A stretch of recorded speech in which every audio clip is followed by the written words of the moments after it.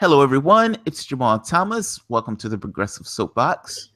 So, I have an awesome guest tonight. I have Joseph Firestone. He's a political scientist. He's Joseph, please say hi to everyone. Hello, everyone. I'm very happy to be here on the Progressive Soapbox. Very cool. And thank you for inviting me, Jamal.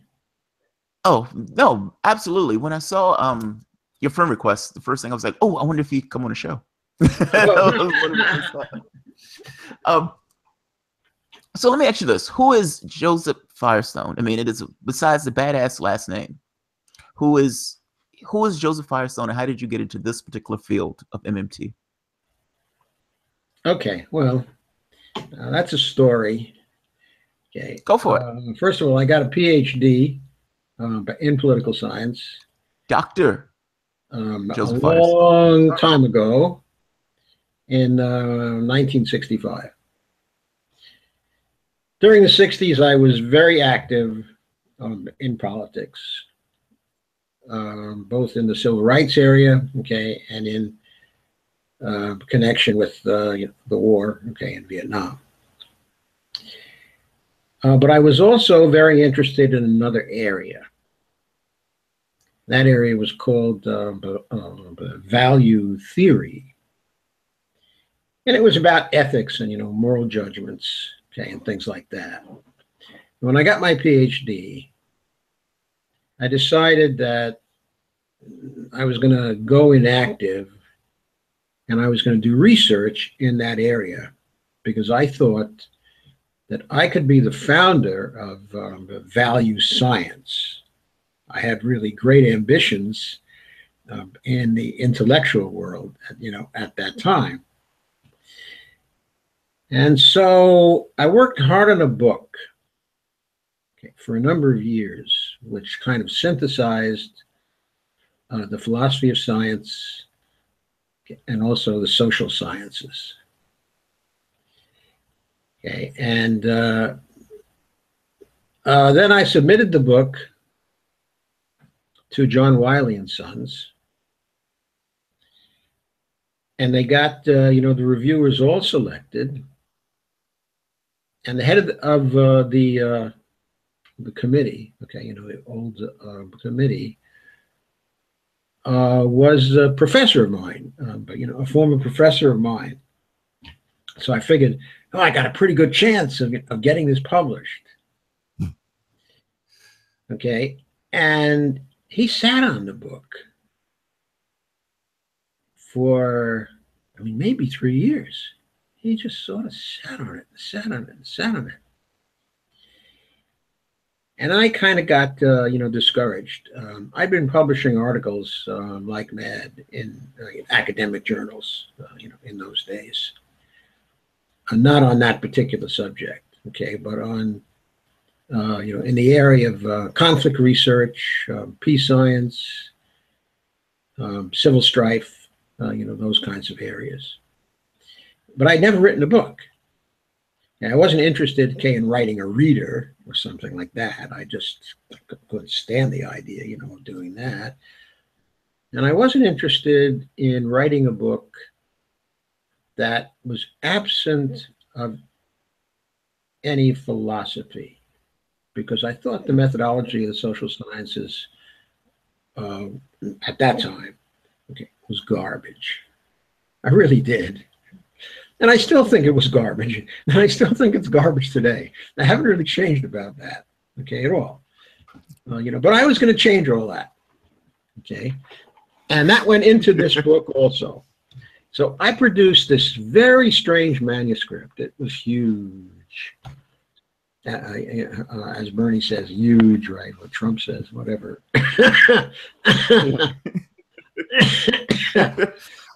And so it never made it out of the starting gate. Okay. The only thing I got out of the book was that my students loved it. They loved it. They just thought it was absolutely the oats. Okay. And when they denied me my tenure at SUNY at Binghamton, they went out and they demonstrated, and they protested, and that did not do me much good. So By then it Wait. Your was camera is up. I don't mean to interrupt. Your camera is pushed up. okay. That's all right. Ah, there we are. That's better. Okay, so then I Go figured, for it. well, heck, looks like I'm going to have a problem in making a living. So I think there are only two places that I can make a living as a political scientist. I figured one of those places was in New York City, where I'm from. Okay, I'm from the Bronx originally, and I figured, well, I don't really want to go back to New York because I don't want to get into that particular rat race. It just seemed to me to be, very just something, I didn't want to do at that stage of my life. So I decided to move to the DC area. And I got a job doing contracting work. First, it was in the area, okay, of equality of educational opportunity. Back in the days when people cared about that. And there was some federal money to support efforts in those areas. Then I started working in on occupational safety, okay, and health issues, a number of related issues, okay, in policy analysis. Okay. Then I decided, hey, I can make a lot more money here and support my family better if I became an individual consultant, because I noticed that the companies I was working for were basically marking my work up by 2.5 to 3 times. And I figured, hey, I can get some of that markup, And so I went out as a consultant. Okay, now I'm a really good analyst, and I'm a good writer too, especially in more formal writing. But I ain't a very good marketer. That is not my forte. It just seems like the kind of thing I don't want to put my time in on. I always want to get into solving some sort of policy problem, solving it by thinking it through and arriving at a policy or something like that, or thinking through an issue, and arriving at a solution to that. Those things are much more important to me than the marketing stuff. Wait. When you say the Particular marketing, what do you defect, mean? Like getting someone elected? Is that what you mean? not just getting someone elected, but also promoting stuff or promoting myself. I see. I do a lousy job of actually promoting myself. I've never devoted the proper amount of time to that. I've never really been that overly concerned about that. So anyway, by this time I'd gotten involved in various areas of consulting work, okay, in Washington. I'd never gotten involved in the defense area. I stayed away from defense in spite of the fact that I was a political scientist with a degree in comparative politics and international relations. I still stayed away from those areas, except I did at one point. There was someone in the State Department who gave me a very, very small contract to continue some work I'd started on during the period 1965 to 70 on the intentions of nations, okay, national attitudes, things like that, and whether you could use them to actually predict what some other nations, okay, were going to do. And so he gave me a little money to write a paper on national interests and national intentions. But other than that, I wasn't able to find any support, okay, in that area. And I was very interested in domestic problems anyway. So I continued working on the domestic problems. But when I became a consultant, I found it hard to connect up to contracts. And so then I started a nonprofit with a friend of mine called the Center for Management and Policy Research. we had a number of small contracts within the DC area between the period 1978 and 1981, 82. When I became extremely fascinated by microcomputers and the potential, of microcomputers, of course, I was interested in the democratic applications, okay, such computers also, because it seemed to place more control in the hands of the individuals as opposed to the large companies, who had all the computer power, and the federal government, that had all the computer power. I was particularly interested in the area of doing heavy statistical analysis on microcomputers. And this was back in 1979 or so, when no one was doing any heavy statistical analysis, on microcomputers, because the software wasn't there. Okay. So anyway, as the late 70s wore on, my friend and I caught on at the Census Bureau to do work in the area of the needs of people. Those were the days in the Carter administration, and they were doing work on formula funding for state and local communities. The idea being that the budget was limited, that there was a shortage of federal money even way back then, right, and that we had to get as close to a surplus, okay, as we possibly could get. But the president was very concerned that the allocations of funds be fair, and by this he meant that you do the allocations that are there, okay, the money that is there, okay, gets allocated not just on the basis of the population in certain areas, but on the basis of need. Okay, and there were various kinds of indicators of need. Housing indicators, for example, poverty indicators, also indicators like bankruptcies, divorces, so statistical indicators trying to look at the problems people were having in the geographic areas, and then targeting the funds to the geographic areas to try to make things better. We're the federal government. We're here to help you. Jimmy Carter. Jimmy Carter. Give him credit. Yeah. Yeah, Jimmy Carter. Yeah, you have to give him credit. Where credit is due. His would have been a great presidency if he could only have forgotten about, we got to balance the budget because we're running out of money.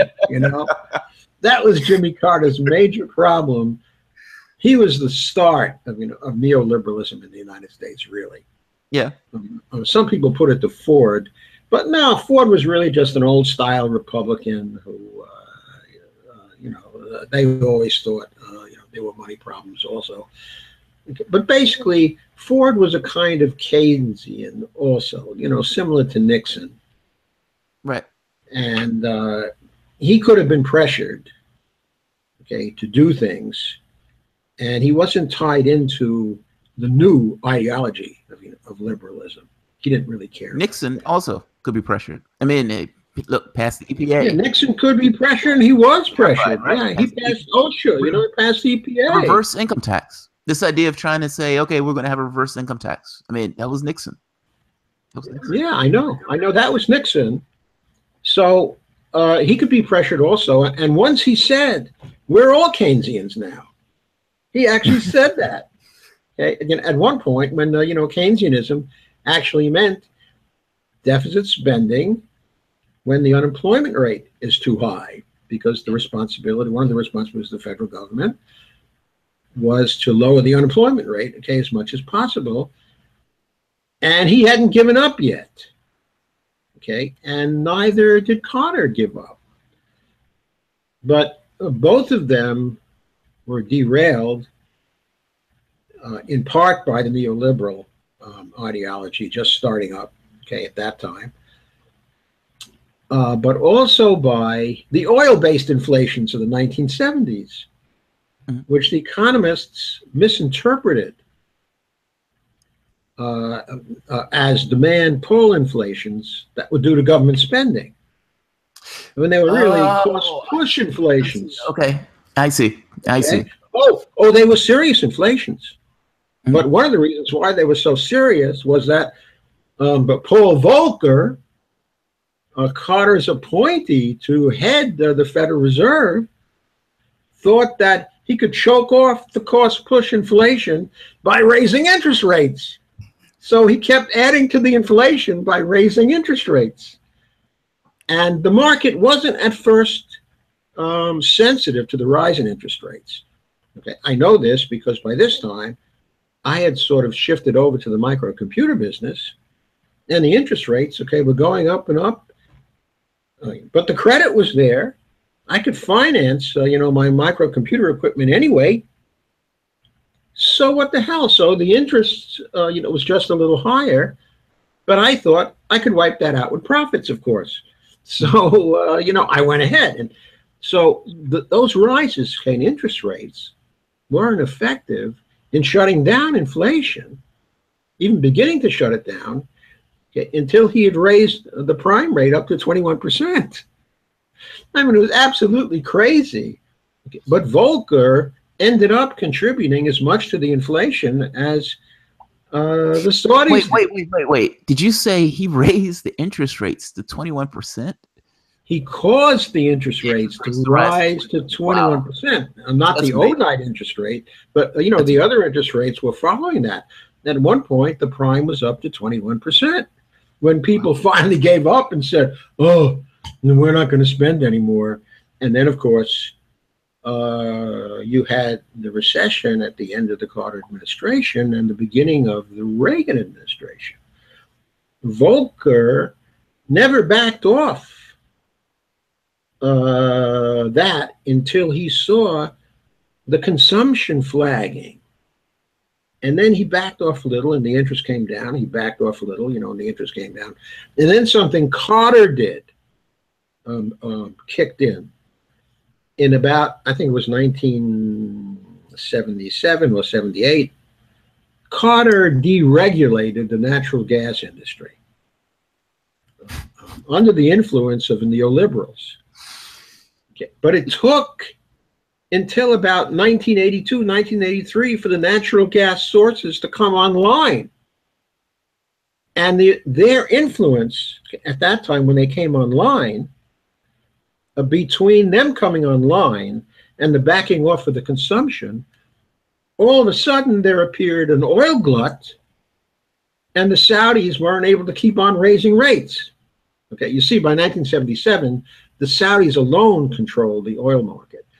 In the early 70s, the oil market was controlled actually by the Association of States, the Organization for Petroleum, blah, blah, blah, blah, blah. OPEC, yeah. OPEC. OPEC controlled it at the start of the 1970s, and they began to raise oil prices in response to the Israeli-Arab War of 1973. That, anyway, was their excuse. Okay. By then, the Americans had lost control of the oil market. We'd always been the price leaders in the oil market, okay, until then.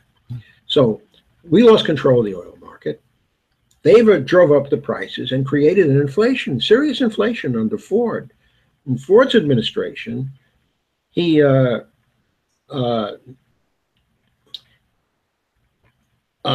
tried to tighten up, or get the Fed, okay, to tighten up interest rates and credit, okay, stuff like that, to shut the inflation down. But then he got alarmed. Employment was going up, and so he goosed the economy Okay, in order to fix that problem.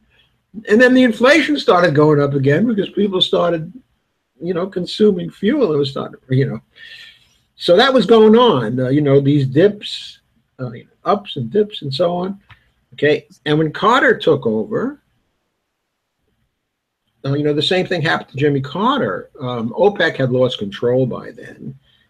And so in the last years of the Ford administration and the early years of the Carter administration, there was a bit of a respite in this.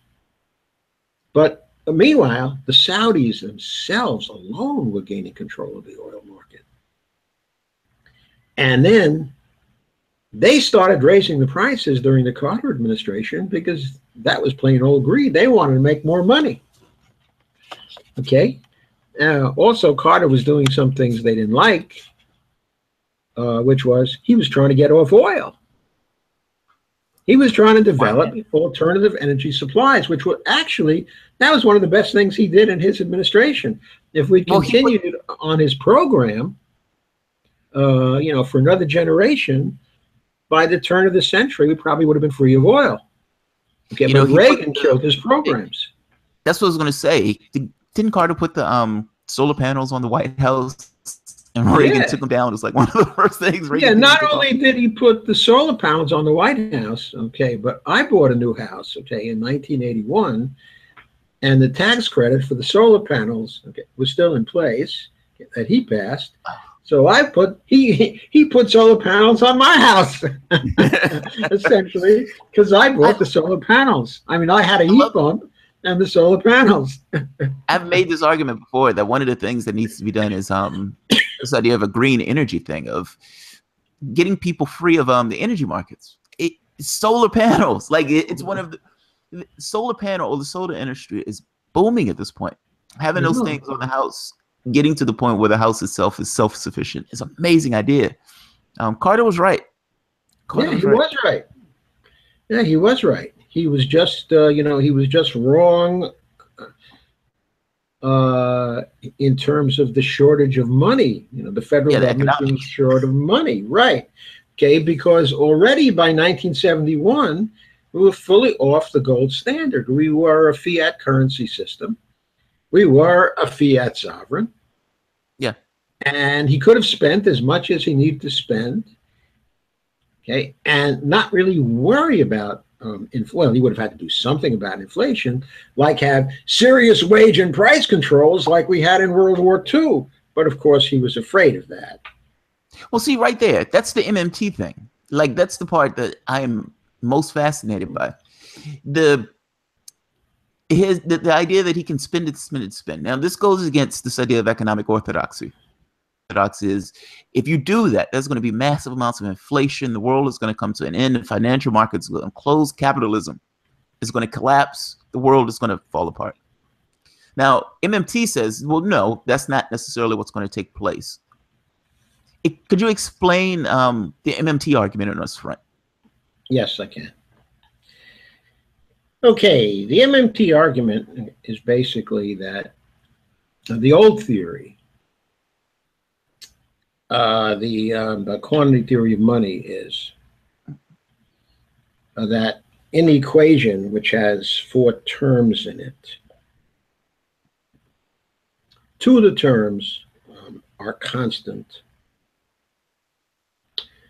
So the price of goods is then solely a function of the supply of money in the economy. Okay, that's the quantity theory of money. That was already refuted in the 1930s by Keynes.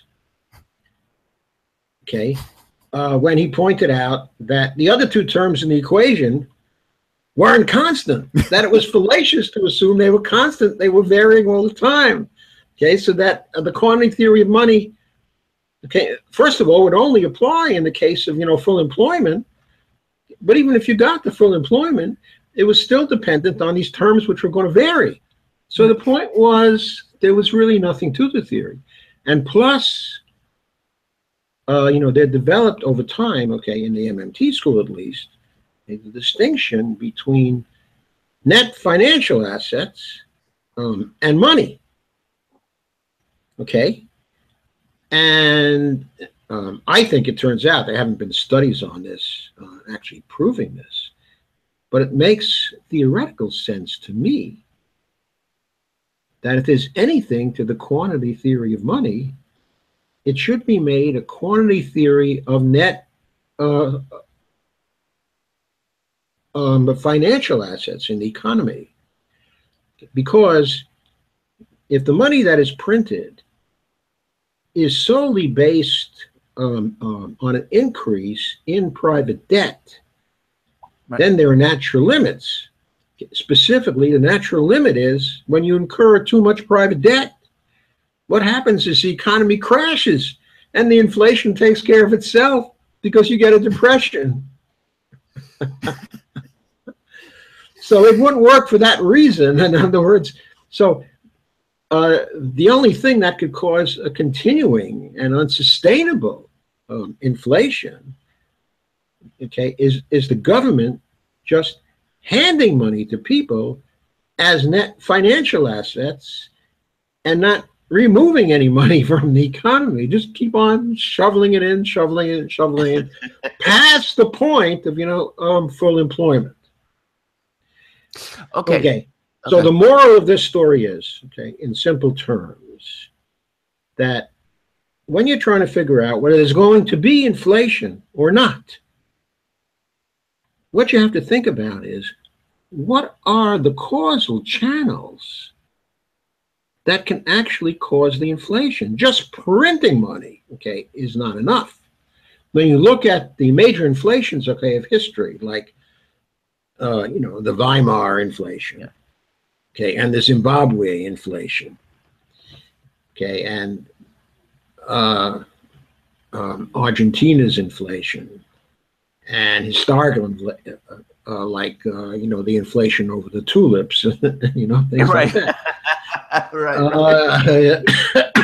Okay, and there have been studies of 20 major cases, okay, of inflation, and what the conclusion is that it's not merely due to governments creating money or printing money, but in each case it's due to a complex of conditions which existed at that time and place, which mix with the printing money to create a causal cluster that then produces inflation. In the Weimar case, for example, something like one half the German economy. Yeah. Right. Right. Okay. Right. They had just gotten out of a war that they lost. They Right, just but put a I'm talking massive amount of. even when they were recovering, they had to devote a third to a half of their resources to That war debt. repay the war debt, which they couldn't pay off in German currency. They had to pay it off in hard money of some sort that was pegged to gold. Okay. You're making the point that the problem that people complain about is hyperinflation, and that the reason that people complain about the debt, saying, "Oh my God, the debt is $20 trillion," and that the government in no way could pay that $20 trillion, or that the government can't spend on certain things, is because people are worried about hyperinflation. You're saying hyperinflation is not something that's just a function of printing money; it's a function of something else taking place also. It's not a one-to-one Well, thing. actually, a number of things have to take place. In the Zimbabwean case, the capacity of the economy to produce was destroyed essentially within a few months. Because the productive capacity within the agricultural sector was destroyed by the Land Reform Acts, okay, that were put together, okay, at that time, which basically took the know-how out of the agricultural side of the economy. So suddenly Zimbabwe wasn't able to produce its own food.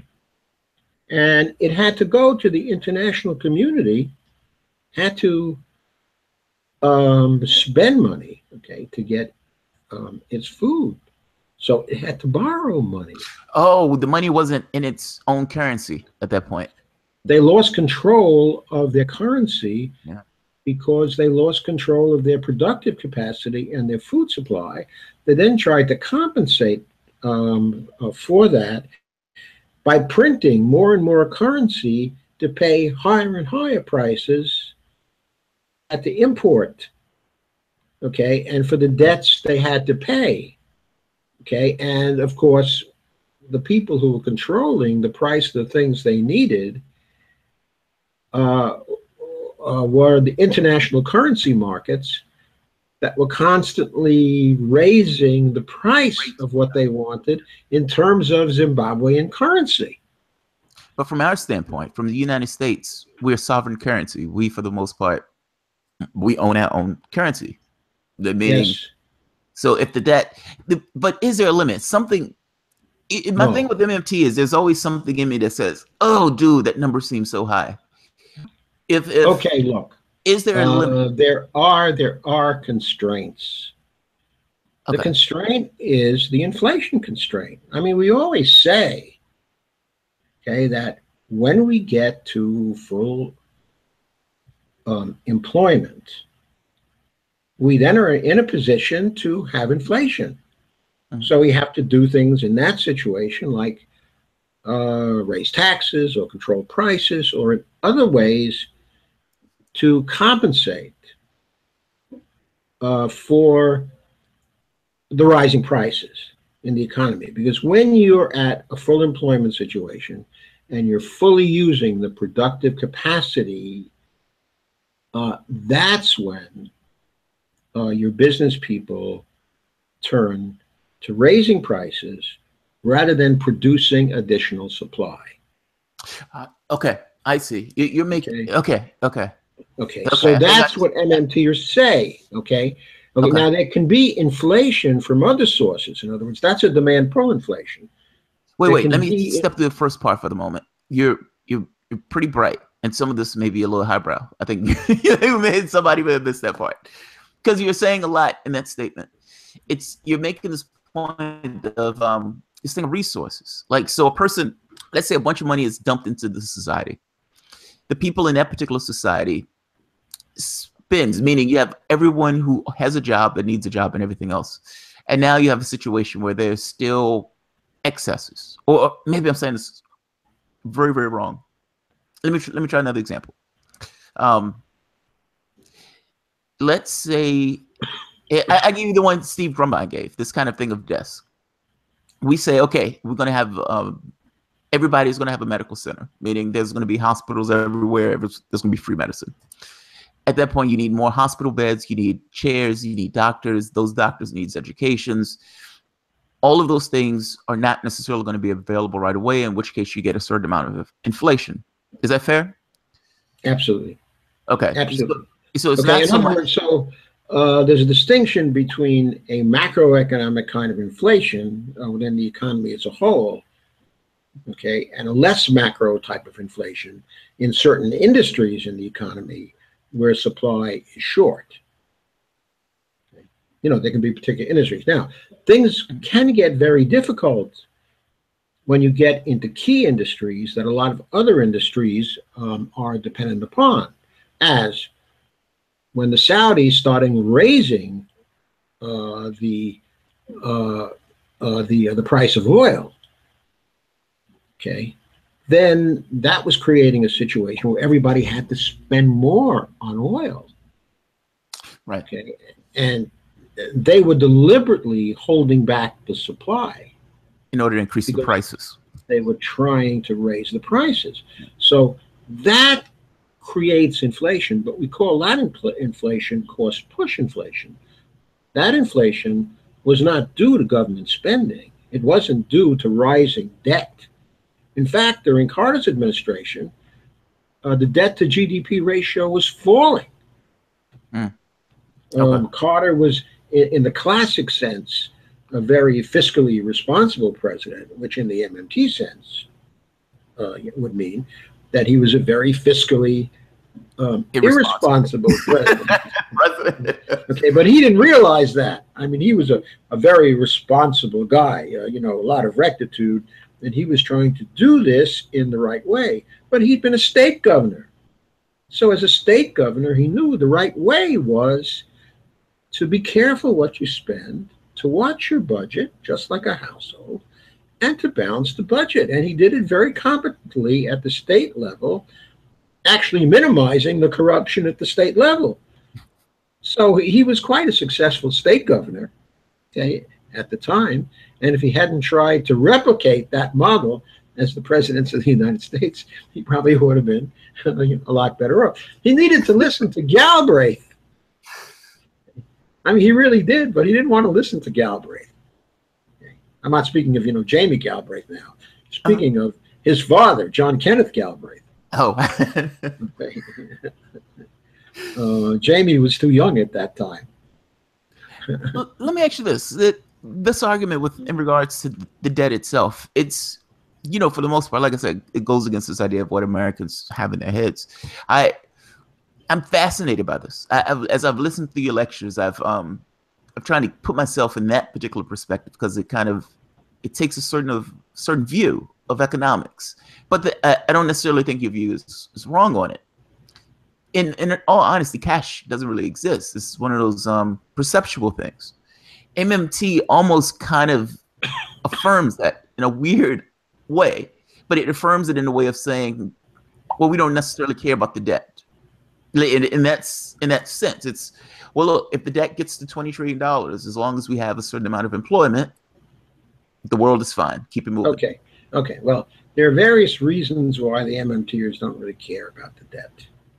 Okay. Or the size of the debt, or why they don't care about the debt to GDP ratio. And they don't want fiscal policy to be pegged to the debt to GDP ratio. Okay. But the reason why, first, is because they don't see the debt. We don't see the debt. I don't see the debt as really being debt in the sense of my debt to a bank.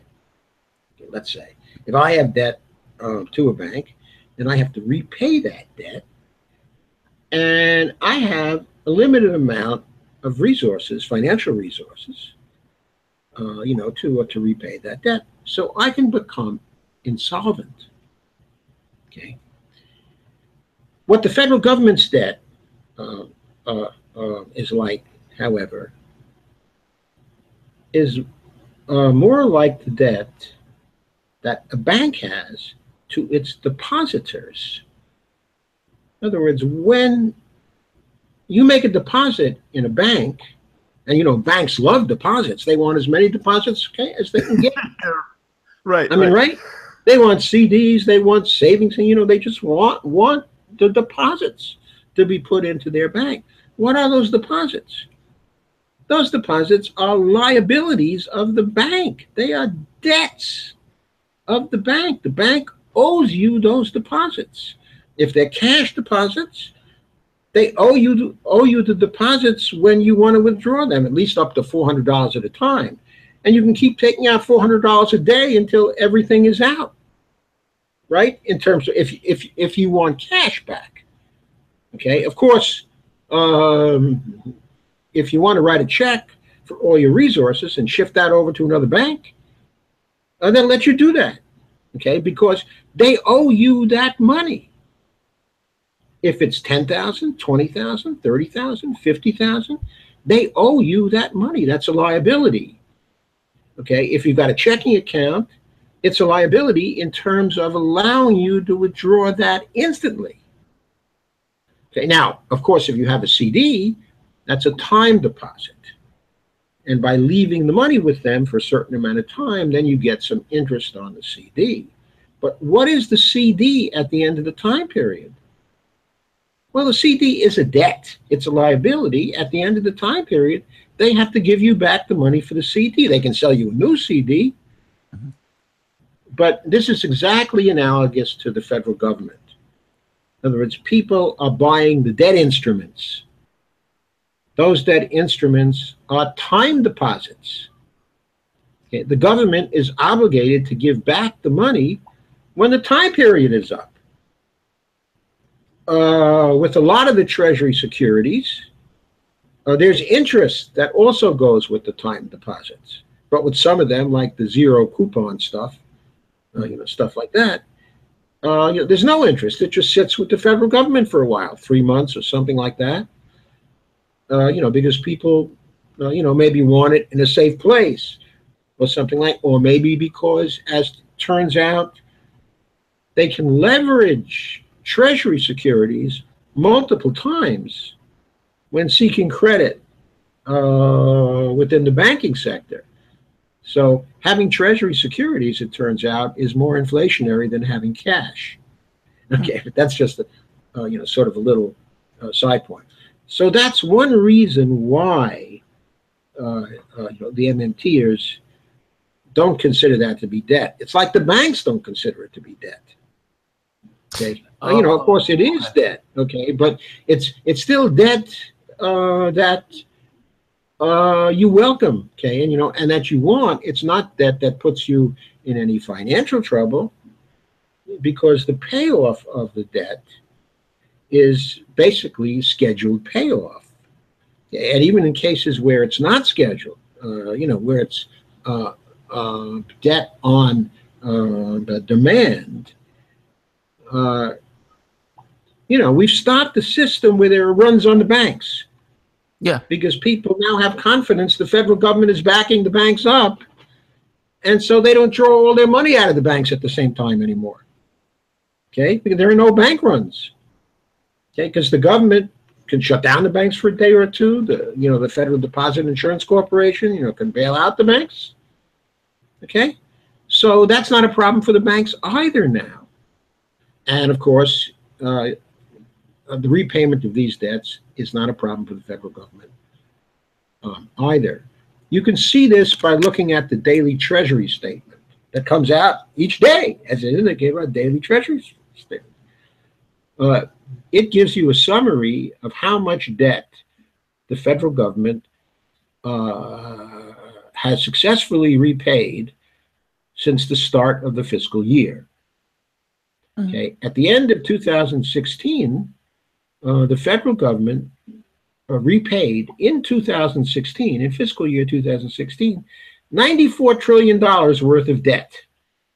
Jesus Christ. Wow. $94 trillion worth of debt.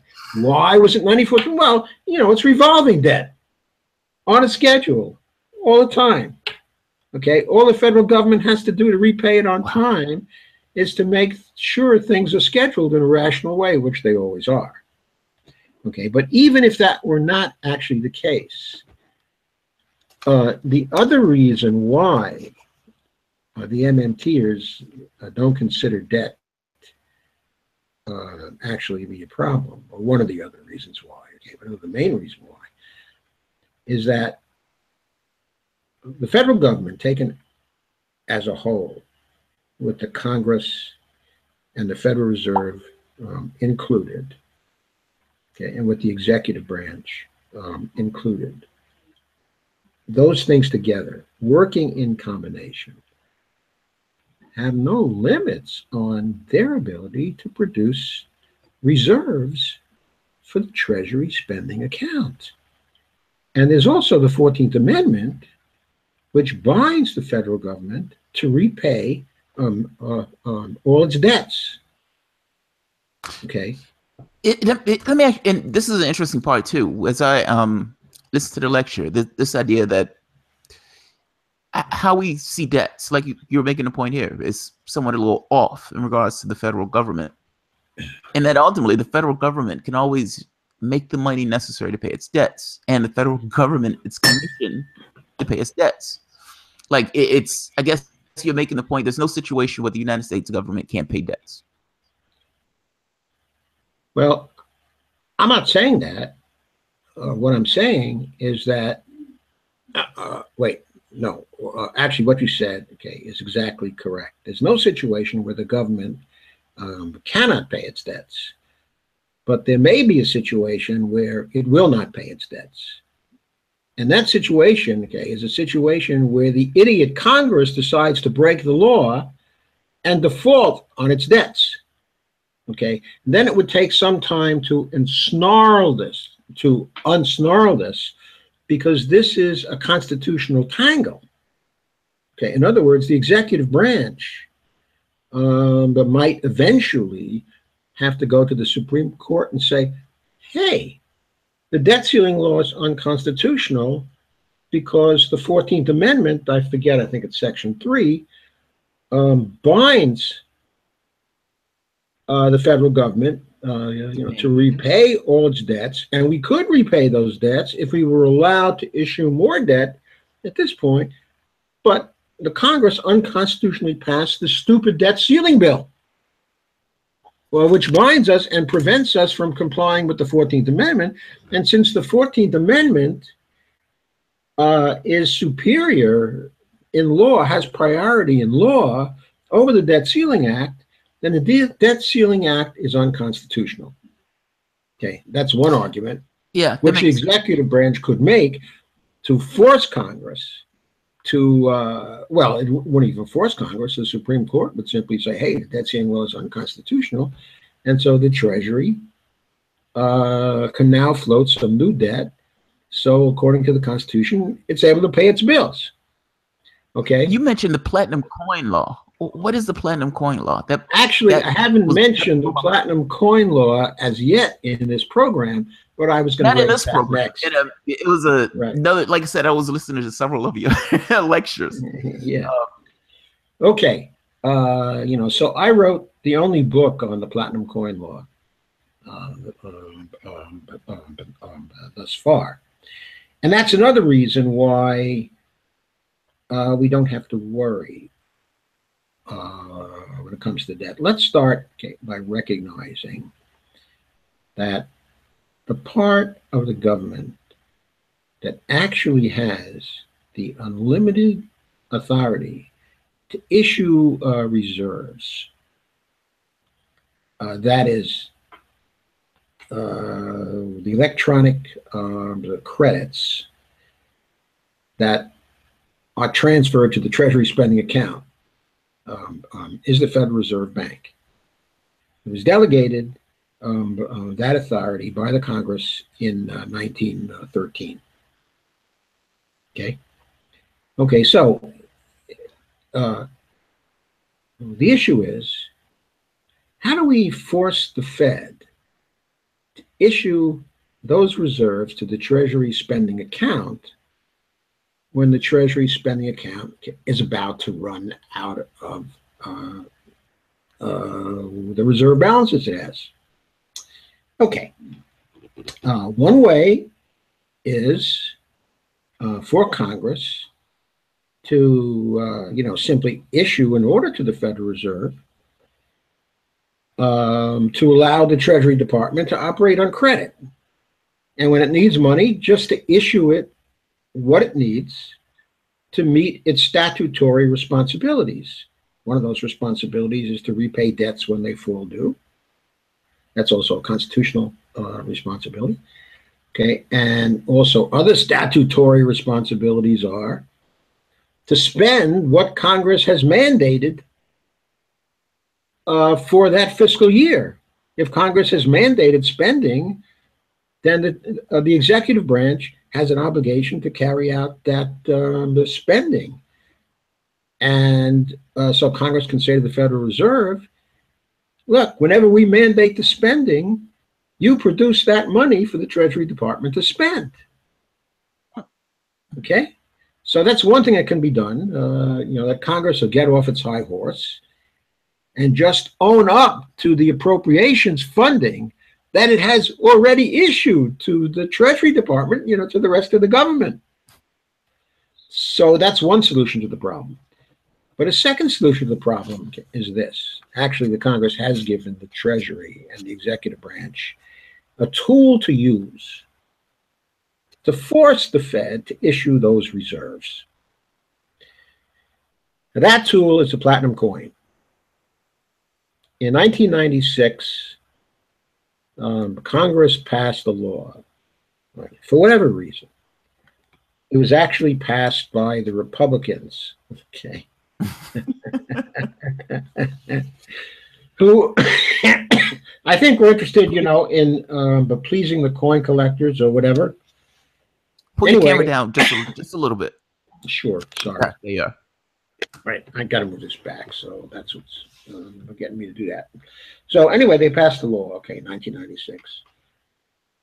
And the law allows the Treasury Department, the Treasury Secretary, to order the production by the Mint, okay, the U.S. Mint, of 1 ounce platinum coins, and gives the Treasury Secretary the right to specify whatever face value the Treasury Secretary wants to place on one or more of those coins. You could make $1 trillion coin. Oh, that's amazing. That's amazing. But of course, there was a big fuss over the $1 trillion coin in 2011, and then again at the end of 2012 and early 2013. Everybody was talking about the $1 trillion coin. But what they were not talking about was the following. How about if it's $100 trillion coin? That's amazing. If it's $100 trillion coin, then the Mint takes that coin over to the Fed, specifically the New York Fed, where the main Treasury spending account actually resides, and deposits it in that account. It does this, by using an armored car and having guards, okay, and transporting this tiny little 1 ounce coin up to the bank, okay, in New York, and depositing it in the Mint's account. Now, this law specified a special account for the Mint to deposit this in. That account is called the Public Enterprise Fund account, or the PEF account, okay? Okay, so it then gets put into that account, okay? And then the Fed is faced with the following problem. The problem, okay, it's faced with is, can it refuse the coin? The coin is legal tender, okay? The sole banking agent of the Federal Reserve, of the Treasury Department for spending is the Federal Reserve. One of the main functions of the Federal Reserve is to allow the Treasury to get reserves and spend them into the economy. Right. That's one of the main things it's supposed to do to keep stability in the financial system, okay, and in the economy. And it's chartered by Congress to do that, mandated by Congress to do that. Okay, so can it refuse to exercise its banking function and not give the Treasury Department credit? Well, during the Obama administration, the Treasury Department, okay, and Obama was claiming that he couldn't really do the $1 trillion coin because the Federal Reserve wouldn't want to credit it. And he was trying to, put the blame on the Federal Reserve. Okay, but there's another law. It's not the 1996 law. Okay, but there's another law. The Federal Reserve Act itself specifies that in cases of financial interpretation, where the Treasury Secretary differs with the Board of Governors of the Federal Reserve, okay, including, of course, the chairperson of the Board of Governors, okay, of the Federal Reserve, Janet Yellen, right now, okay, that the interpretation of the Treasury Secretary shall prevail. Notice that's in the law. So if the Federal Reserve then decides that they're going to say, we're not going to honor this coin, then the Treasury Secretary can invoke the law and say, hey, this is a matter of my interpretation. It's the law. Well, yeah, but this is a matter of my interpretation of the law. I differ from you, and the Federal Reserve Act says that in cases like this, that my judgment Yeah. is to prevail, and that you are subordinate to me. Now, here's another move the Federal Reserve could make in that instance. Okay, the chair could say, well, I'm going to go to the Supreme Court and contest this. Okay, and then the Treasury Secretary can say to the chair of the Fed, you cannot do that, because in this area, you are my subordinate, and you don't have standing to contest what I say to the Federal Reserve.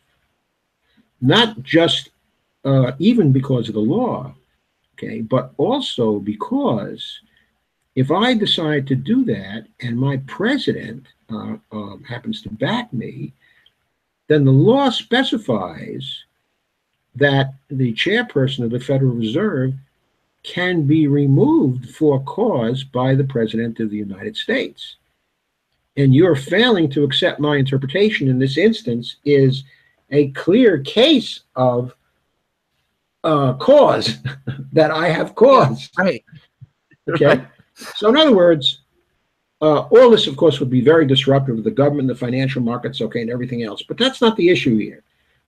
The issue here is that ultimately the President of the United States can force the Federal Reserve to accept a $100 trillion coin and credit that coin to the Mint's account. That's amazing. Okay. But then it has to get from the Mint's account into the Treasury spending account. Now, the way that happens is that there's another part of the law, this 1996 law, that says that whenever the Treasury Secretary wants to get the seigniorage out of the Mint's account and take that into the Treasury spending account, this can be done at will. In other words, the Treasury Secretary can order this done, okay, at any time. Okay, multiple times during the year, whenever the Treasury Secretary wants to do it, okay, multiple times per day, okay, he can sweep the account for the seigniorage. Now, what's the seigniorage?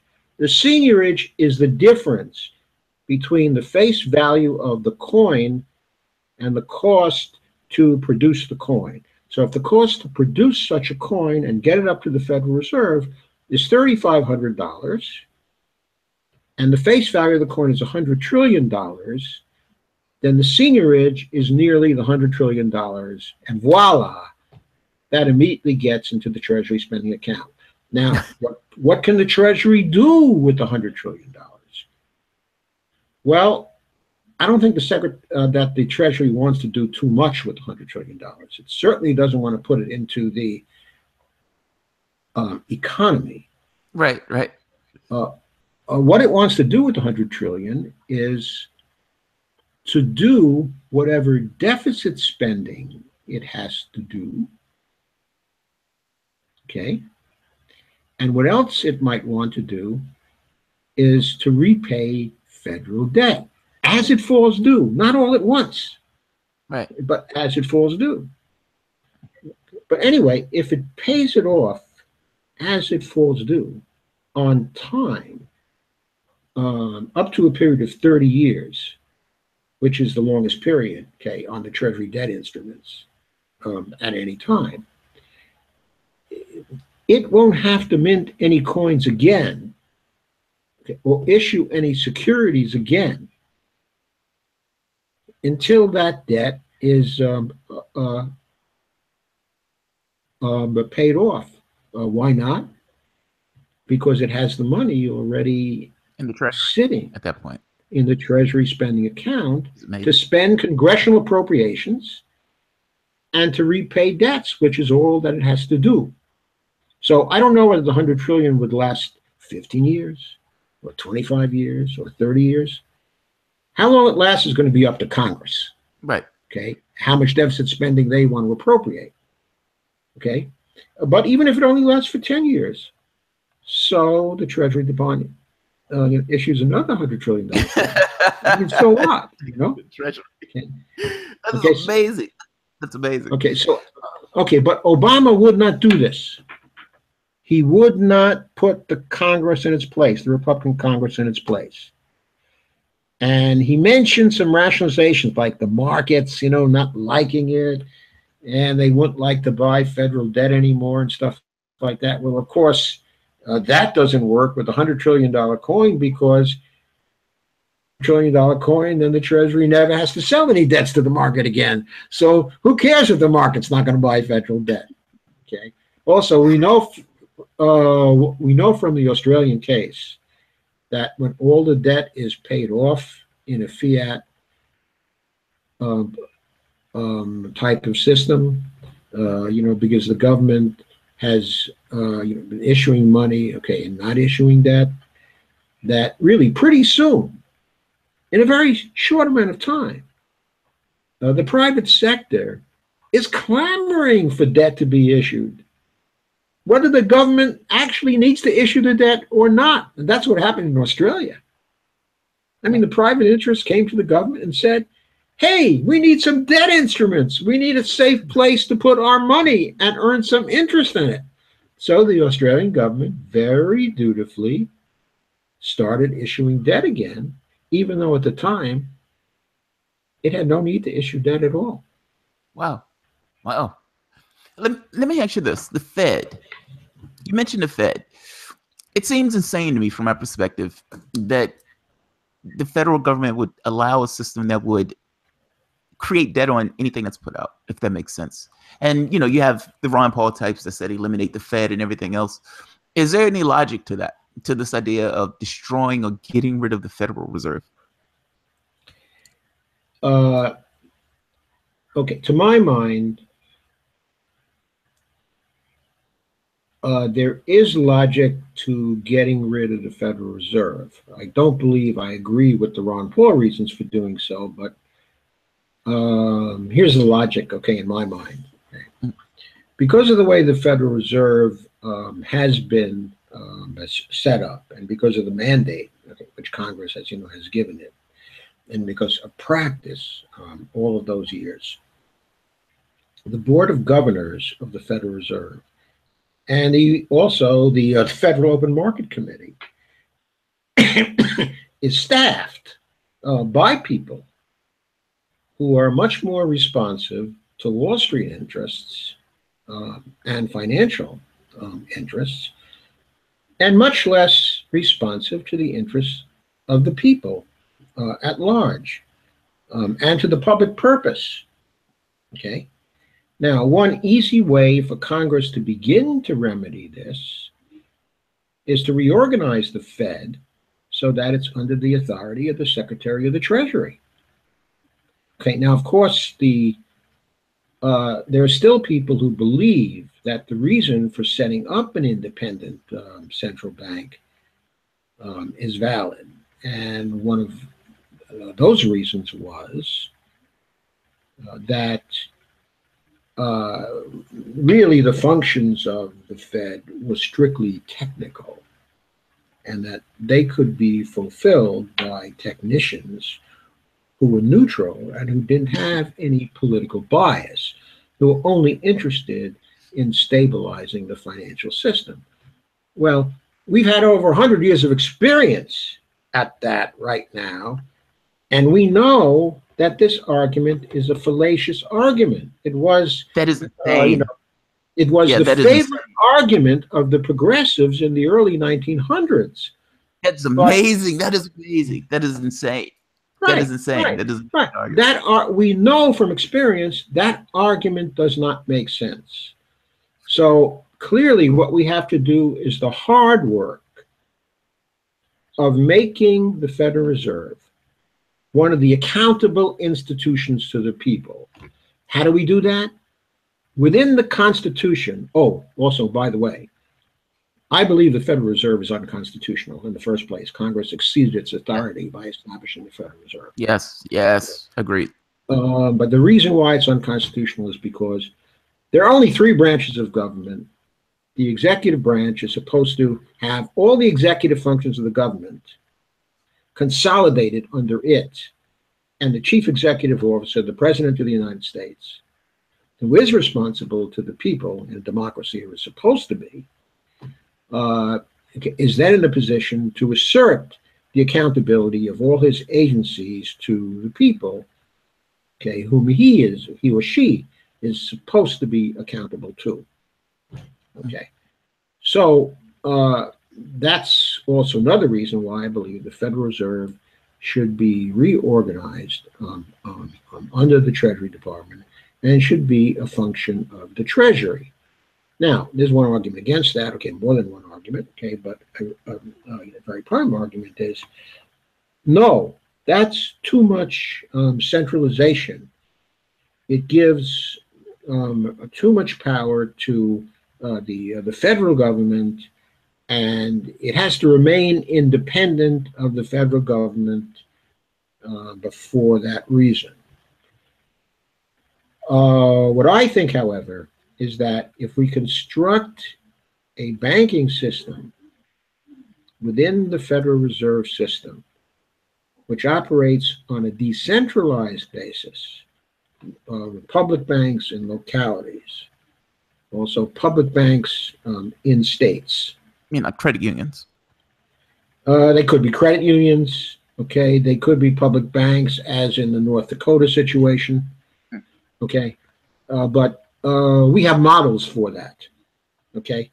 But when the banks are public in that sense and are backed by the regional federal reserves, okay, and we limit any private sector banking to relatively small community banks, and we destroy the big banks, we get them out of the system, okay, then we will remove the influence of the financial sector, okay, the kind of influence we see now, right, from Wall Street, okay, and from the financial sector. So that's what I want to do, okay, and I think in that situation, it's perfectly feasible to have the 12 regional banks be nationalized institutions under the federal government and be staffed by civil servants and be directly supervised by the Treasury Department. And we could institute rules saying that offering, generous retirement packages to civil servants who want to serve in it, and prohibiting those civil servants from moving over to any private financial institutions on Wall Street after their time with the federal government, okay, is done.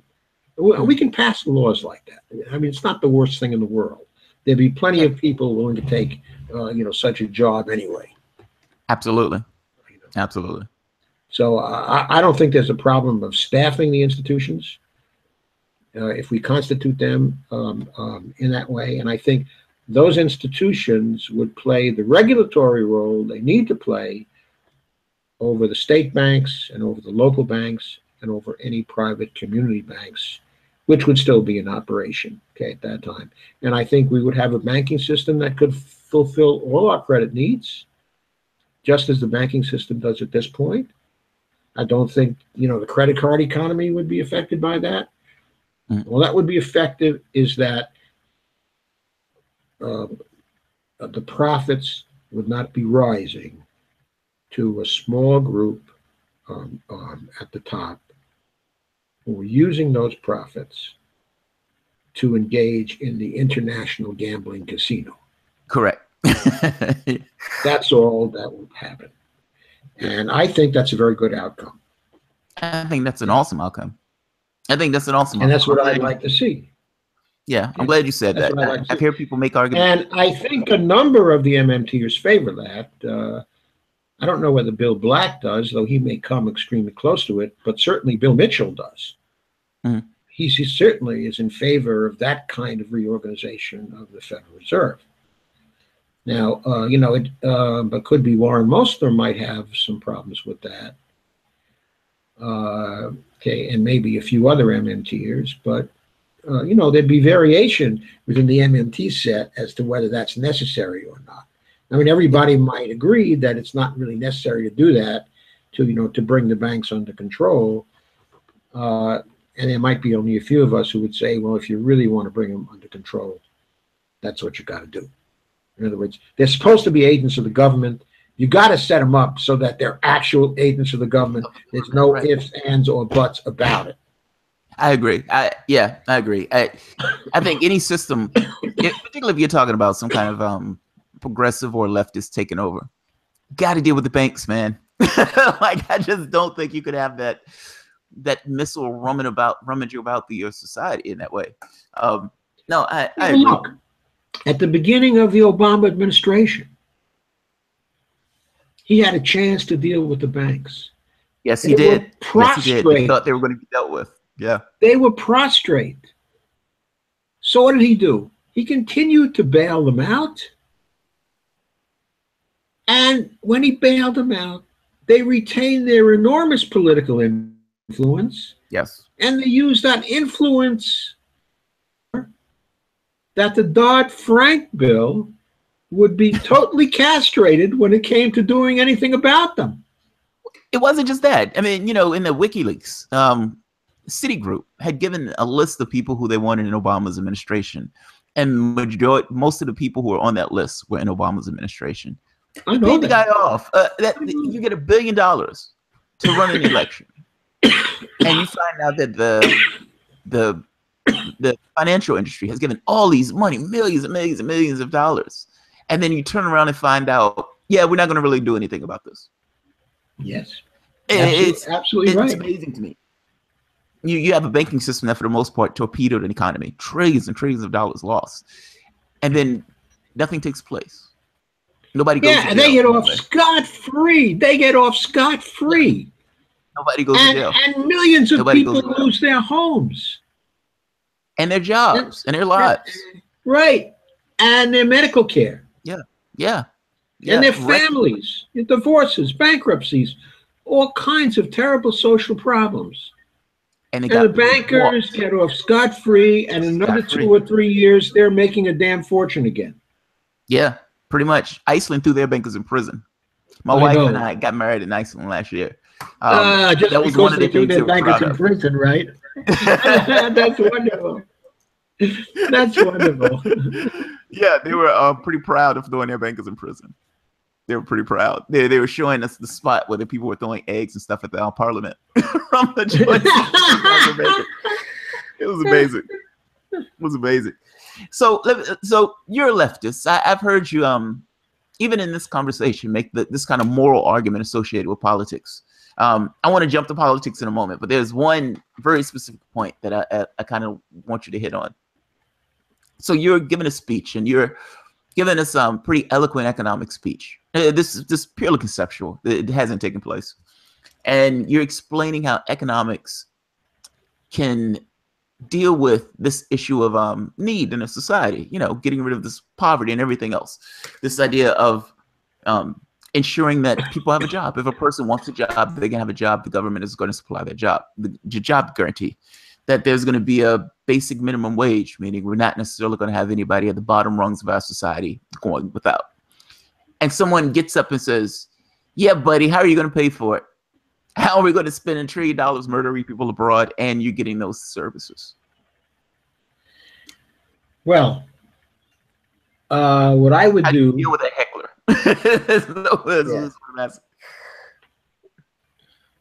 How do you deal with a heckler? The way I would deal with a heckler is I would go through the explanation about the platinum coin. And the first objection I would get is, okay, well, you can do that, I suppose. If that's the law, I suppose you can do that. But if you print money in that way, you're going to get inflation. Yeah. And then I would have to go through the explanation of why there would not be inflation. Okay? And in my book... Then you're going to get the argument, well, why don't we just give everybody $1 million? We have 350 million people on the planet. We can eliminate the rich giving it to them. They just give everybody else $1 million. Okay, because if you give everybody $1 million, then you will have inflation. So there are limits. I guess there are limits. That's what I'm trying to get at. Okay, but what the limits are is they are inflation limits, or they are unwise spending types of limits. In other words, if you spend on the wrong things, it doesn't matter whether you can afford to spend or not, you're still going to have chaos. Yeah, If you spend it the wrong way on the wrong things, I mean, you're still going to have a damn mess. So you have to worry about how you're going to spend. There's no question about that. But you don't have to worry about whether you can make the money to pay for the spending. That's not the issue. We got to talk about these other issues, like how do we spend for the public purpose in our society and to benefit as many people as we can. Agreed. And to produce the kind of society we all would like to live in. Those are the real problems. But I mean, what's happened in our society right now is people have gotten so fixated on the debt and the deficit that every year the way legislation occurs in Congress is whenever anybody proposes any legislation, the question, how are you going to pay for it, is built into the system. They have to account, because the filibuster exists, and they need 60 votes, okay? They have to try to get around the filibuster, right, Senate, to pass a bill that involves any spending. And so if they have to get around the filibuster, then what they have to do is go to the reconciliation process.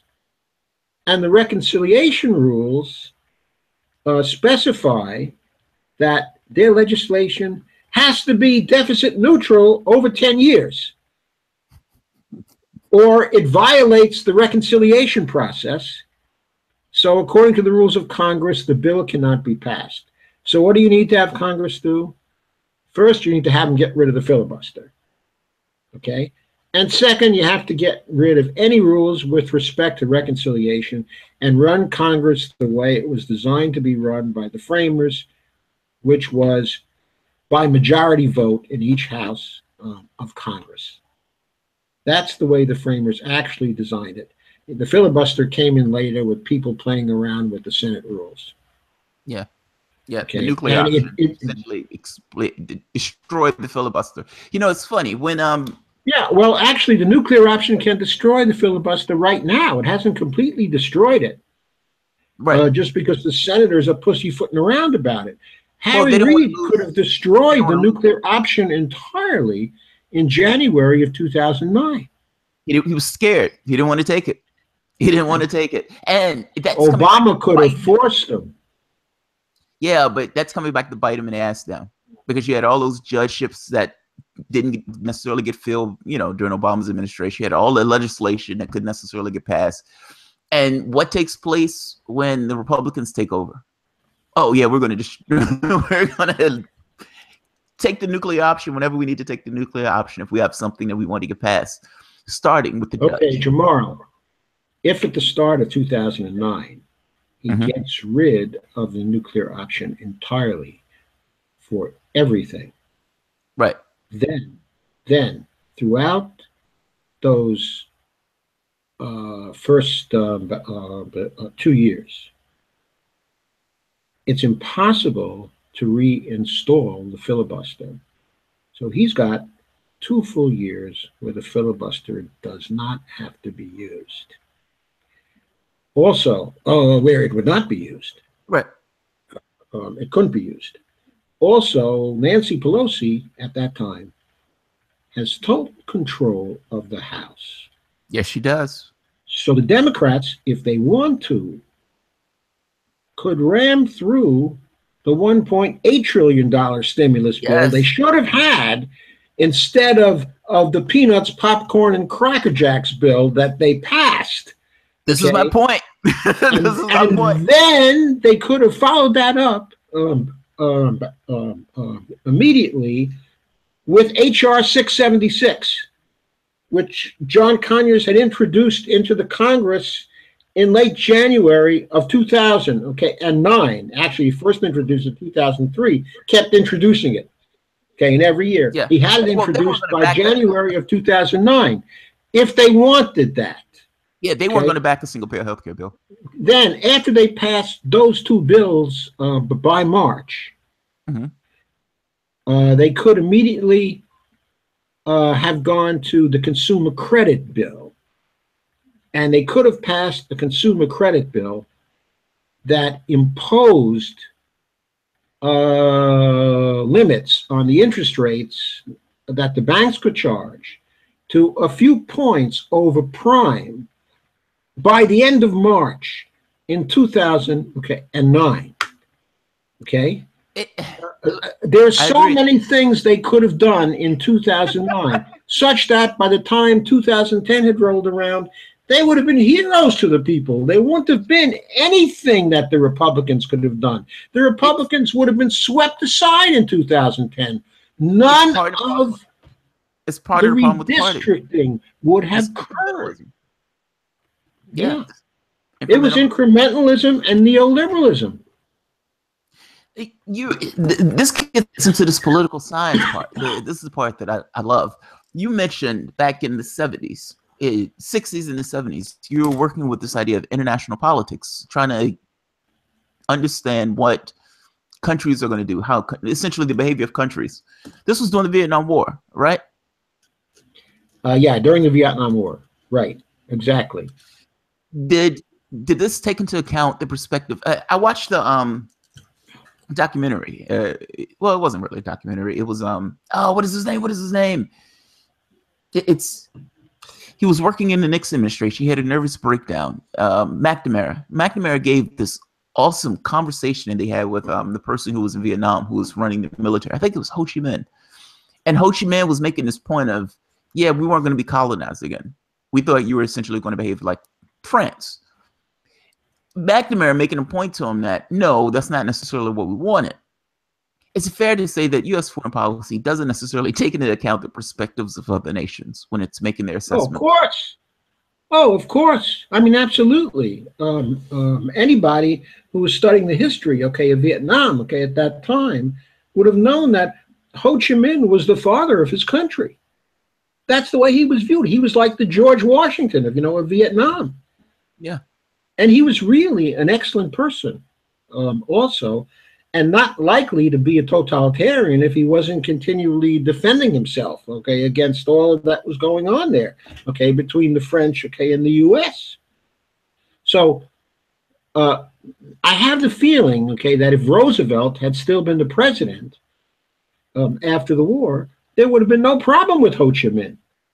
He would have been able to deal with Ho Chi Minh just on a balance of power basis, because any person at that time who had studied that area knew full well that the interests of the Vietnamese historically ran counter to the interests of the communist Chinese, that it was a very nationalist movement in Vietnam, and that it actually was more in line with our natural interests to have supported Ho Chi Minh rather than supporting the French.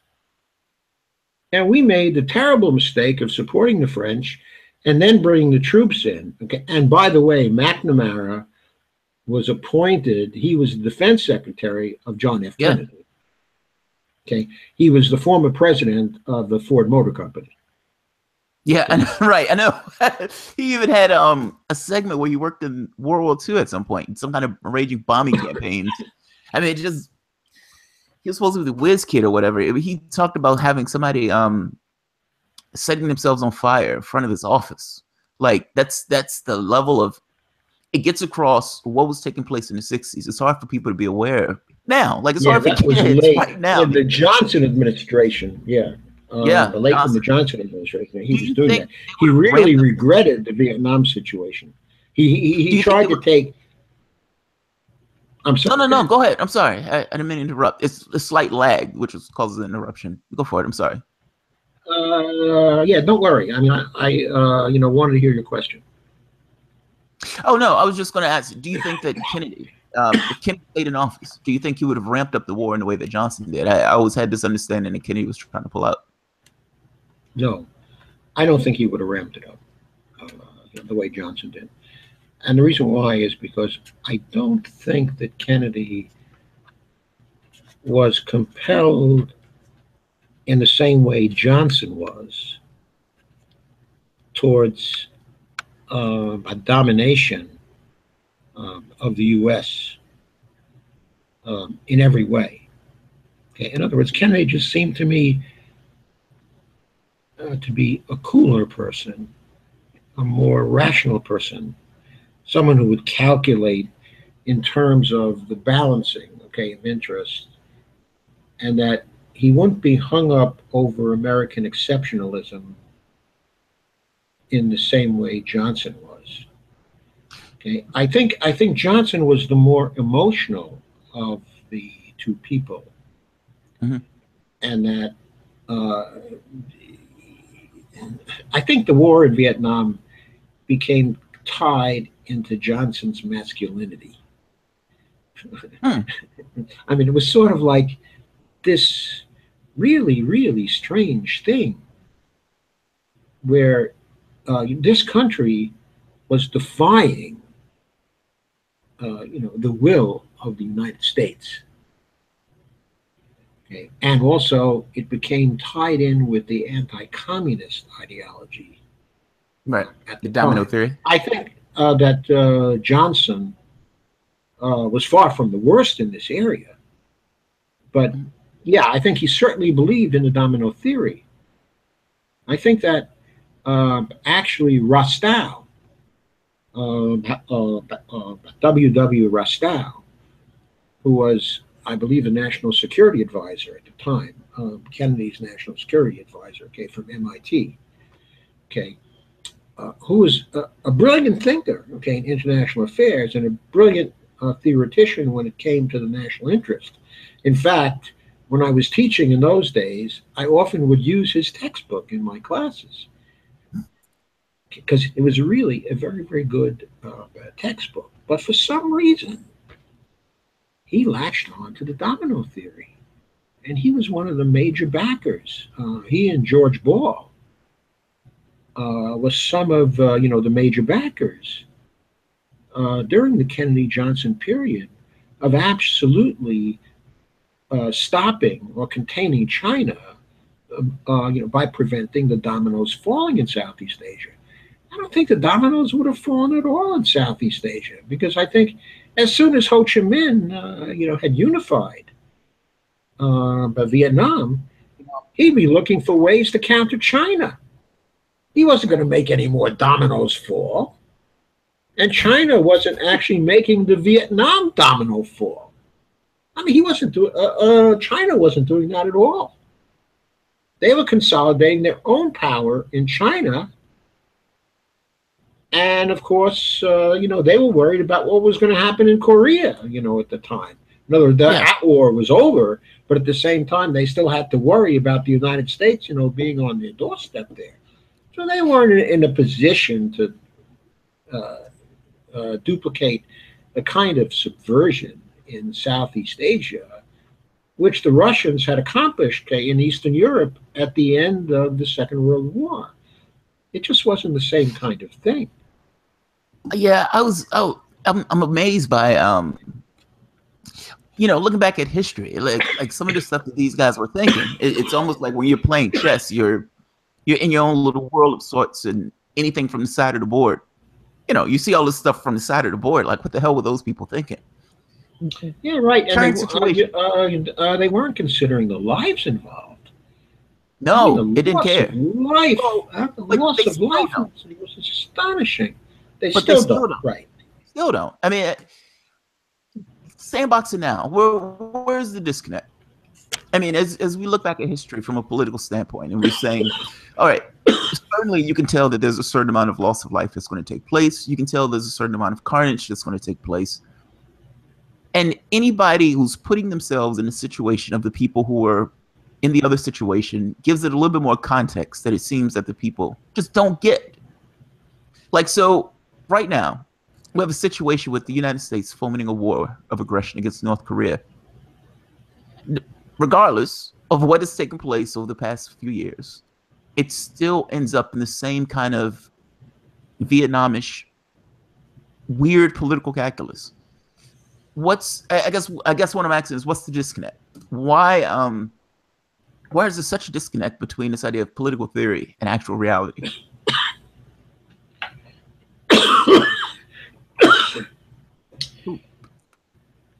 Well, we're looking at particular political theories. We're not looking at actually political theory in general.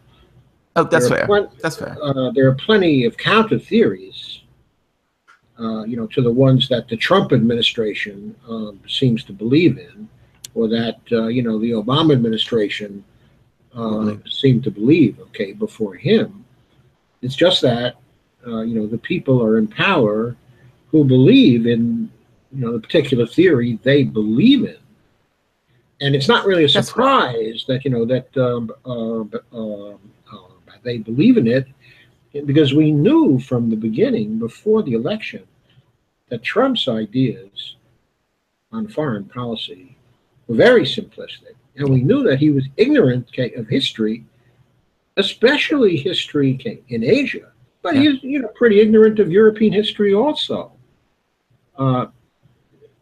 Certain people study these things, and they're aware of historical details going back hundreds of years, and the historical interests of these countries, and what they've been historically concerned with, what has bothered them as peoples over a long period of time, independent histories.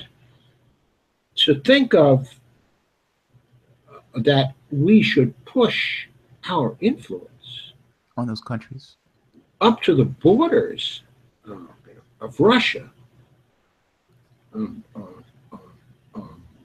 of a Russia whose empire has been destroyed by neoliberalism, and who had a population at one time in their empire of what, 270 million people, 280 million people? Yeah. And then it collapses, and then they go through a neoliberal period where people are dying right and left from the effects of the economic chaos. Their population by the year 2000 is down to 130 million people. And one of our presidents has given a verbal guarantee to Russia, and this is not really disputed that this occurred. Yeah, lied. We totally lied. We absolutely lied. Yeah, we said we weren't going to extend the boundaries of NATO beyond where they were at the time of the breakup of the Soviet Union. We gave our word about that.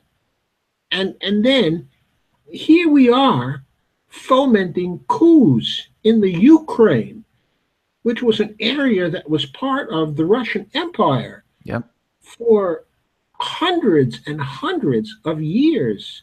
I mean, the Ukraine was the breadbasket of Russia. They're the breadbasket of Russia. Okay. And we foment a coup there, and a government takes over that's anti-Russian? I mean, what do you expect us to do at that point? So this gets into an interesting question: media, because what we're talking about to some degree is media. The perspective that whatever the United States does, the United States is correct in whatever it does, and so our history, the things that we've done, is ignored. Only thing that's ever paid attention to is what the other people do. What you're talking about is the perspective of media that media gives the country. Yes, I am. Yeah. And also what I'm talking about, or I didn't start talking about it yet, but one of my pet peeves anyway, is the media hires to write its current stories, and basically who creates the narrative for the publishers. Yeah, who creates the narrative? What kind of people they are? Largely, they are privileged people from the upper middle class who went to high-class schools, and who are very young people with little perspective on history, who know how to write in some crisp and formulaic way that characterizes journalists, okay, in our society, but who have no historical perspective whatsoever, little background in international relations or in trade theory, okay, or in arms control theory, or in peace science, or any of these areas. They're ignorant people. It's not there. When And Trump then, launched that missile into Syria, the people were online or on media saying how awesome it was. I think was it Brian Williams says I'm heartened by the light of our missiles and all this other stuff. It was illegal. It was completely illegal. The media looks at it and says, "Wow, that's him. He was really a president today." Yeah, murdering I people know, abroad. That's I amazing. know, it's just It's incredible, amazing. and I all agree. of it, yeah, all of it was in complete opposition to international law that we helped to set up, and that we, in other words, a lot of the limitations in international law on the actions of nations was set up by us in the immediate post-war period in reaction to what the Japanese and the Nazis did. And Oh, here we baby. are, we're doing exactly the same thing ourselves and It's forgetting amazing. about. Particularly with regards to Russia. Like it's particularly in cities with the Cold War thing. And this isn't just one party, it's both parties. I mean, the Democratic Party lost to reality show hosts and screamed Russia. Media took it. And from that, they've ran with the story of Russia hacking us and that Russia is this boogeyman. It's amazing. It's absolutely amazing. And media, for the And most I part, think it's just sells it. amazing too. Hillary Clinton, as you've often said, Yeah. lost to a reality show. She lost. She was so smart that she lost to a reality show. It's amazing. Do you mind if just for about 15 minutes, answering some questions? I took you longer. Usually it's like I give 30 minutes for questions, but if you have about 10, 15 minutes for questions, that would be awesome. I do. Very cool. I If you do have guys to. have any questions, feel free to ask. While I wait for them, my cousin is going in, my godson is going into political science. And I told him, I said, political science for the most part can be boiled down, at least in the United States, to who's paying who. The interests of the people lie with the person who's essentially getting paid. Look, that's a cynical view of politics, but I'd argue that's a view of politics that kind of it's gamesmanship. There's a certain amount of game theory associated with it. How much it's like how crooked can this person be and still convince the public that they're their guy? You know what I mean? Dependent upon public forces and everything else that they can ride those currents. I'm somewhat cynical of political science. I have to be honest. I have to be honest. Am I completely wrong in this view, or what's straighten me out on this? Am I completely wrong in my view of political science, at least in regards to the United States? No. No, I don't think that you're completely wrong. I was hoping you were going to break my cynicism and like, oh, there's a spark of something there with these guys, or there's some ideology at work that doesn't necessarily involve their own self-interest. There's a spark of something there in some of the political scientists, okay, as there is in every discipline. But I think on the whole, political science, okay, is very like economics, in the sense that if you're a conventional political scientist or you're a mainstream type of political scientist, then the jobs you get are going to be dependent on the financial powers that be. And so you want to serve, most of the mainstream types want to serve those people and reflect their perspectives on politics. All you have to do to verify that is to try to find some survey data that essentially polls the political scientists on who they supported in the 2016 election. Oh, that's interesting. That's interesting. I mean, I'll bet you the heavy majority of them went for Hillary Clinton. Well, see, this much more into the population at large. I always make this point that the problem is a model. Like, if If you have an individual, that individual wants to maximize their profit. If that person is in the political sphere, that person is in the business sphere, it's that he's still an individual. Like he's still functioning in this model of how can I get the most for myself in whatever sphere I'm in. If you're in a capitalistic system, that's going to be just in the sense of capitalism and profit. How can I profit? You put a politician in that office, that politician says, how can I profit in this position? And there's massive amounts of wealth for these guys outside the political sphere, either through lobbying or inside the political sphere by getting campaign donations or passing certain regulations or policies that adversely affect the people who are, I'm sorry, stupid enough to vote for them. Yeah, right. I completely agree, and I think it's also true of the economics discipline. Okay, and economists that they success, financial success in their careers is dependent on getting into certain positions that are there because the financial support comes from the people who are controlling our society right now. Who have means, right? So they're going to reflect the views of those people. It's like right. When fiscal incentive to do so. Yeah. When C. Wright Mills in the 1950s and 60s, okay, was writing about control of American politics by the power elite.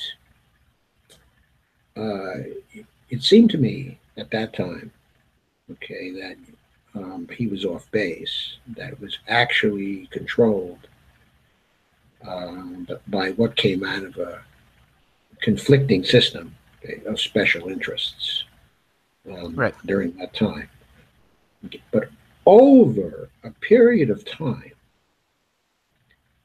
there's certainly been a concentration of a power elite going across military, financial circles, and certain industrial circles, so that when Bernie Sanders talks about, okay, an oligarchy, he is dead on.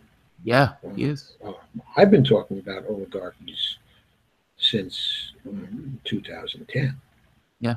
I mean, it's plain that there are a relatively small number of people who are getting what they want in this particular system, and no one else can get what they want if they are not allied with those people.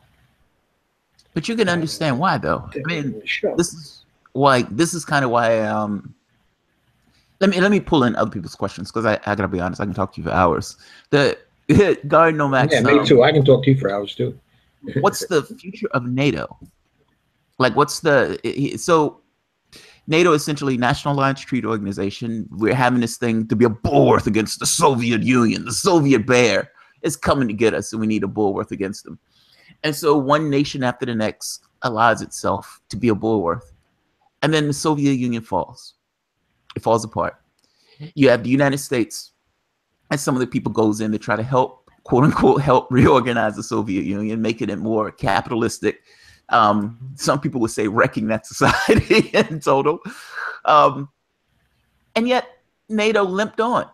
NATO didn't fade away with the Soviet Union going away. NATO limped on, and not just limped on, more and more states were accrued.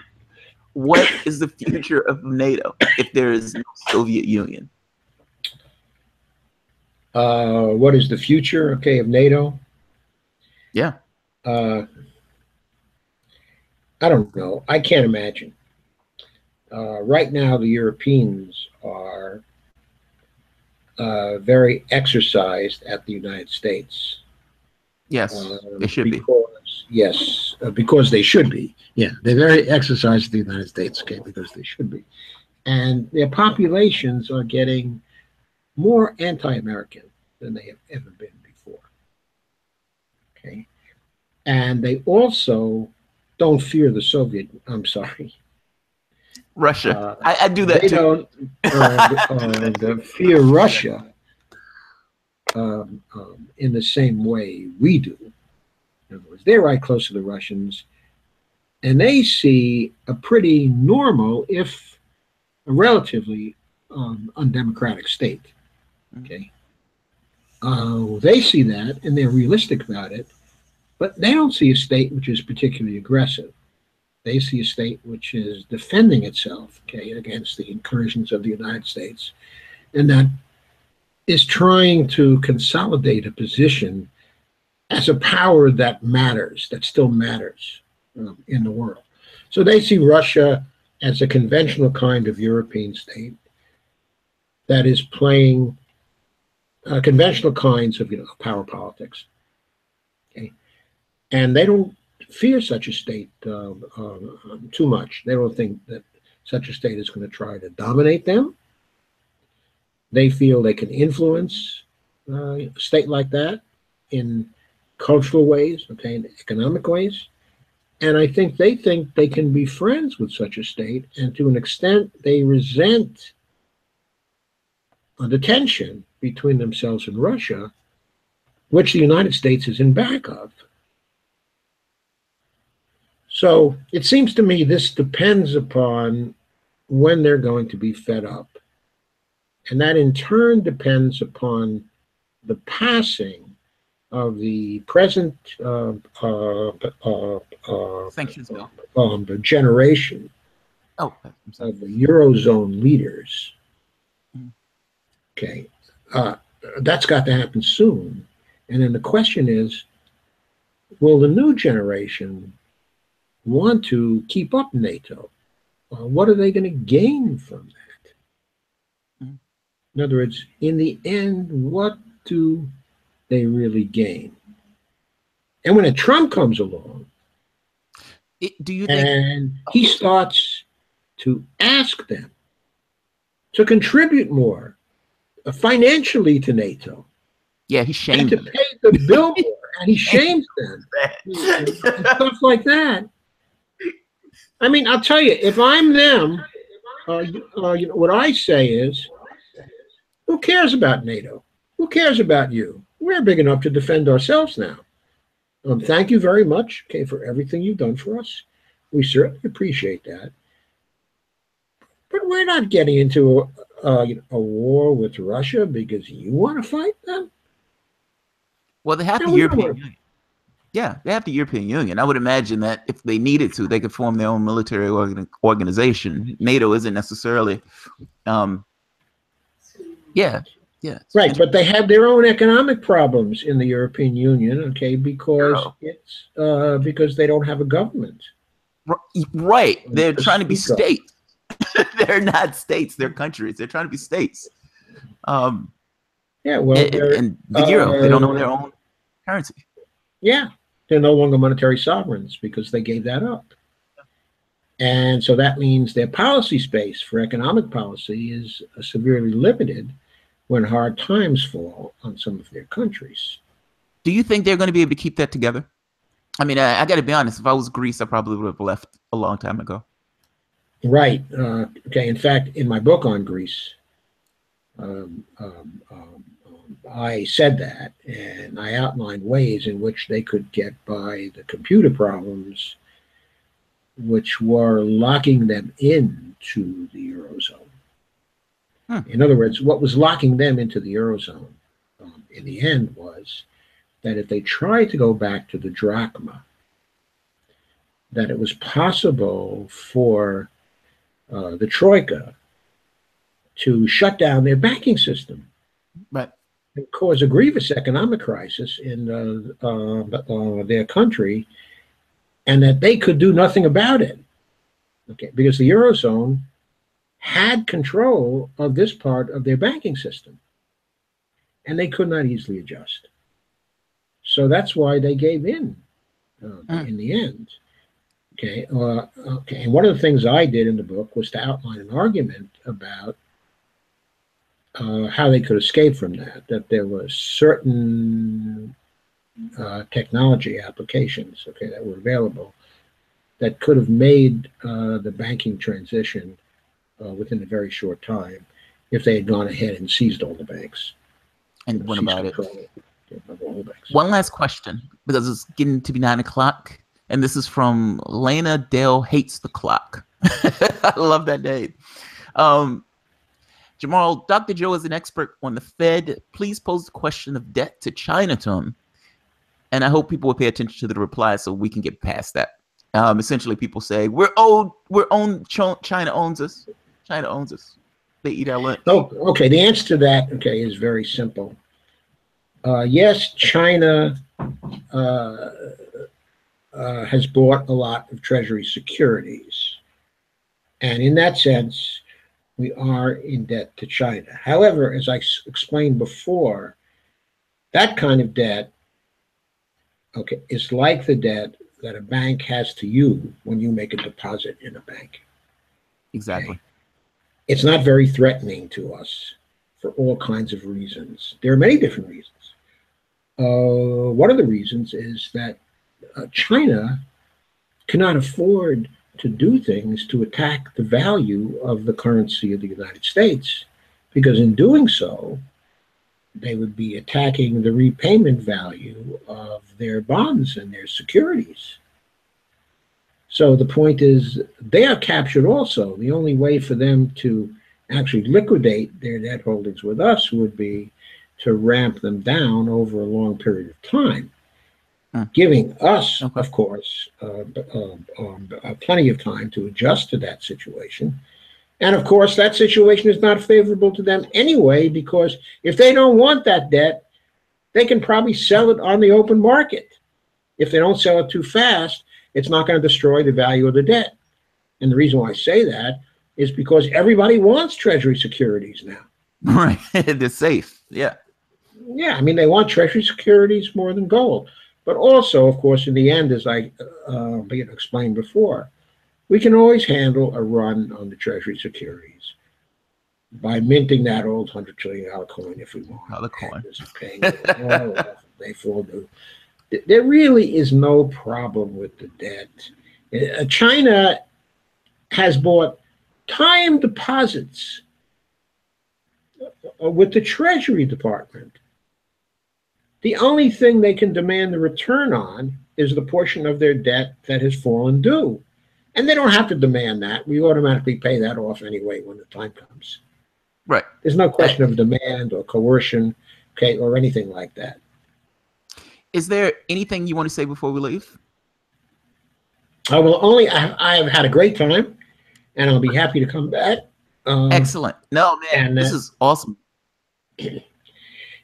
So I'm sorry, excuse me.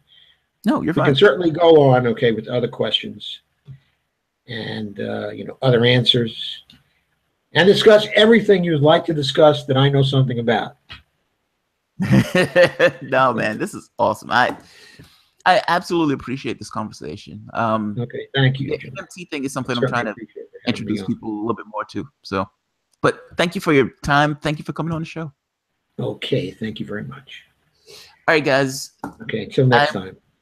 Very cool. All right, guys. So I'm going to end it here. Again, I want to thank Joseph Firestone for coming on. Dr. Joseph Firestone for coming on. This was an awesome interview.